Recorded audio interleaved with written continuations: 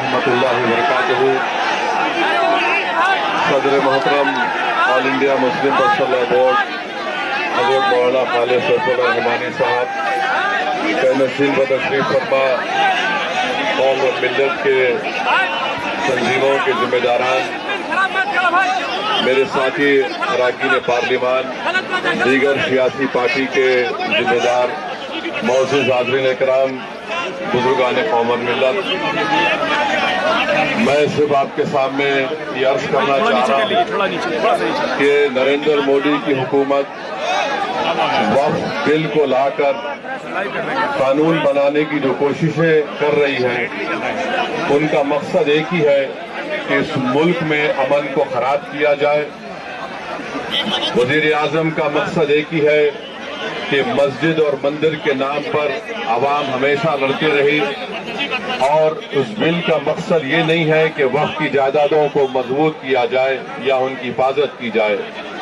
आप खुद अंदाजा लगाइए कि हिंदू धर्म के एक बहुत बड़े जूरिस्ट हैं, B.K. मुखर्जी की किताब में लिखा गया कि हिंदू धर्म में बाई कस्टम बाई यूसेज वो मंदिर की जायदाद बन सकती है।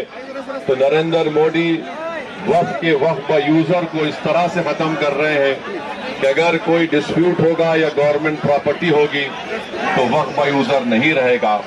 दिल्ली में 123 वक्फ की जायदादें हैं, जिस पर दिल्ली हुकूमत का दावा यह है, मरकजी हुकूमत का, कि ये गवर्नमेंट की प्रॉपर्टी है।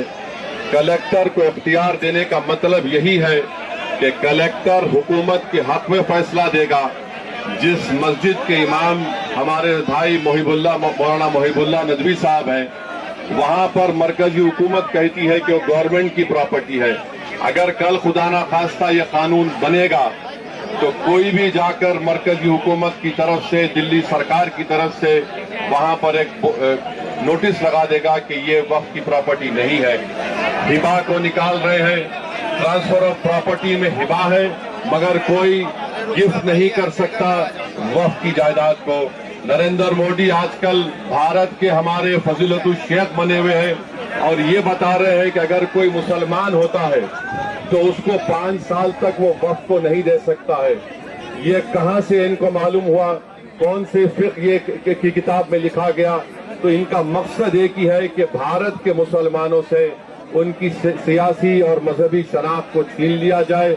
मैं आपको बता रहा हूं कि इस बिल का मकसद मुसलमानों से मस्जिदों को छीनना, दरगाहों को छीनना, कब्रिस्तानों को छीनना, इवैक्यू प्रॉपर्टीज को छीन लेना, ये मकसद नरेंद्र मोदी की हुकूमत का है। और हम कॉशन कर रहे हैं चंद्रबाबू नायडू को, हमारे पासवान साहब को और नीतीश कुमार को, याद रखिए दुनिया जब तक कायम रहेगी, अगर आप इस वक्त नाजुक वक्त में इस बिल की तायीद करेंगे तो आपको मुसलमान कभी नहीं माफ करेगा, क्योंकि आपकी तायीद की वजह से ये बिल कानून बनेगा। इसलिए हम उनसे भी कह रहे हैं कि आप इस गैर अनकॉन्स्टिट्यूशनल बिल की तायीद मत करिए। हमारा मुतालबा सिर्फ यही है, अगर हिंदू धर्म की प्रॉपर्टीज में, मंदिरों में, सिखों के गुरुद्वारा में कोई गैर सिख या गैर हिंदू मेंबर नहीं बन सकता तो मुसलमान के इस वक्त में क्यों बन सकता है? तो ये तमाम चीजें हैं। हम उम्मीद करते हैं कि हुकूमत इसका नोटिस लेगी। अगर नरेंद्र मोदी इस मुल्क के अमन को खराब करना चाहते हैं, वो मस्जिदों और मंदिरों के झगड़ों में इजाफा करना चाहते हैं, तो ये उनकी हुकूमत की जिम्मेदारी होगी।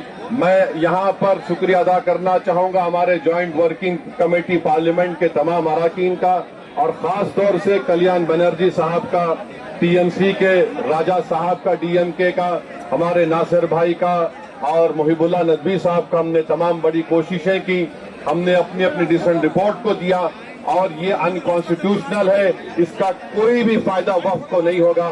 सिर्फ वक्फ बोर्ड को बर्बाद करने के लिए, वक्फ जायदादों को लूटने के लिए हुकूमत ये एंटी कॉन्स्टिट्यूशनल और एंटी मुस्लिम काम करने जा रही है। बहुत बहुत शुक्रिया।